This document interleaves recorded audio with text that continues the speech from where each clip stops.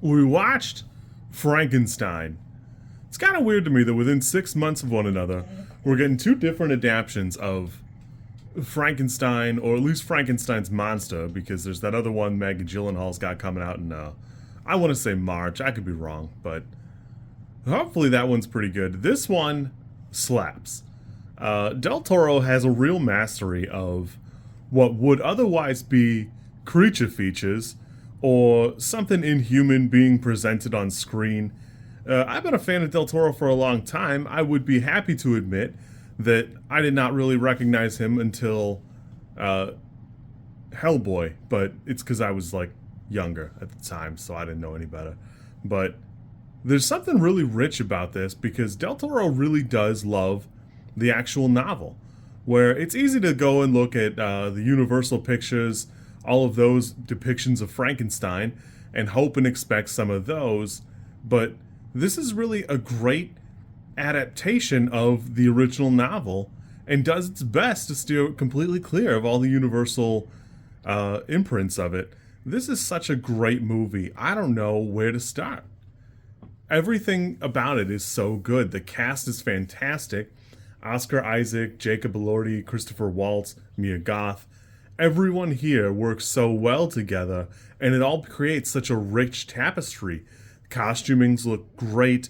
All of these set pieces look fantastic. And a big part of that is Del Toro insists on having a real set piece. He doesn't want to do a lot of it digitally. He hates AI.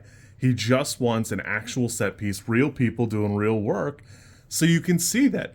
Go look at the wedding scene and check out just the railing made out of marble. You know that would not be there in a digital production. It would look like wet white marble, all one pattern or all one thing. And it's so good. Every part of it just looks so rich, and it's so striking.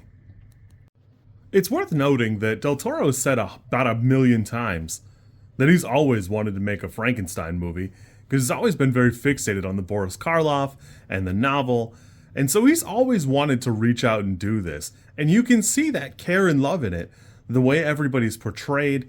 You can see it right from Oscar Isaac's portrayal of Victor Frankenstein and the way he interacts with the world, then to the creature and how he's portrayed. And everything is separated. Even Del Toro went, I would probably need 3 movies because the point of view shifts a few times in the book, and there's just a lot to unpack here. This movie clocks in about 150 minutes, and he was probably right. Although, I will say, this movie was fantastic. Everything about it goes together so well. It just works. I had to go to what for me is the Poor People Theater because it's not getting a wide release just yet. Del Toro has said on Twitter a couple times that hopefully it'll get more theaters.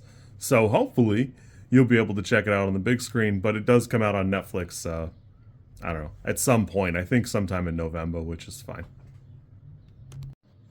I guess Andrew Garfield dropped out over a scheduling conflict. I'm guessing it was to be in After the Hunt, and while I'm sure he was excited to work with Luca, I cannot help but feel like that was a mistake. But Jacob Elordi really does great work here.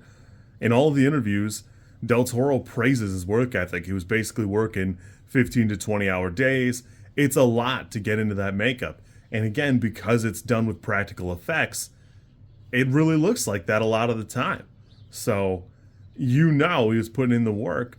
And for Del Toro to praise him, he's been through a lot of people who had a lot of prosthesis and a lot of makeup.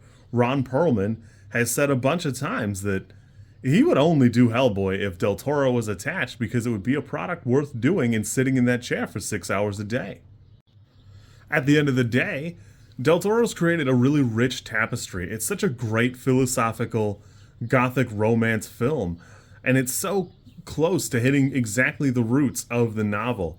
There's some things changed here and there. A lot of people have commented that Frankenstein's father is not like a jerk in the novel. He's actually really warm and kind, but it actually suits the story a little bit better here that Charles Dance plays such a hard ass for him and creates such a different environment. The whole thing is such a good tapestry. It's woven so well.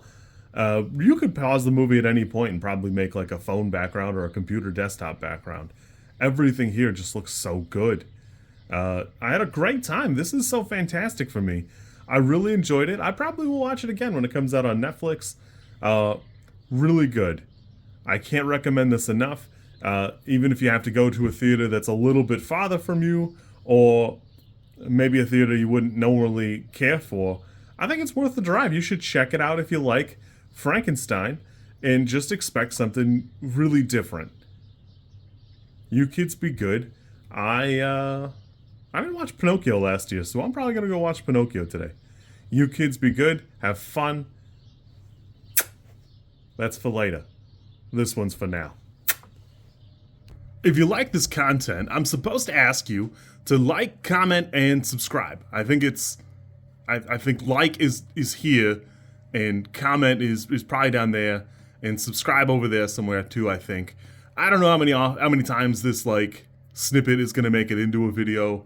Everybody says you should do it this way, and I always thought it was just like an annoying thing other YouTubers did.